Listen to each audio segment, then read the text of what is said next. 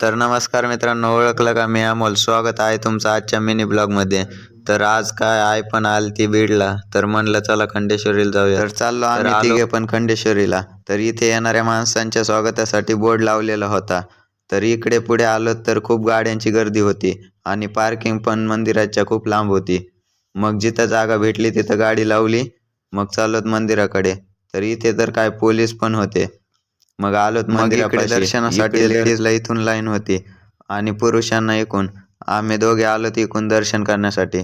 तर आणखीन काय एवढी गर्दी नव्हती. आतमध्ये थोडं लाईनला थांबलो तर जास्त गर्दी नसल्यामुळे लगेच दर्शन झाले.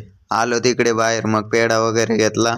मग इकडे आलोत आणि नूडल्स वगैरे घेतले. तर इकडे तर नुसत्या लाईटच होत्या, डोक्याला पण लाईट लावून बसला होता. तर इकडे पहा कसं रिअल सापावानीच वाटतंय, पण ते रिअल नाहीये. तर मित्रांनो, तुम्हाला थोडं सिनेमॅटिक दृश्य दाखवतो.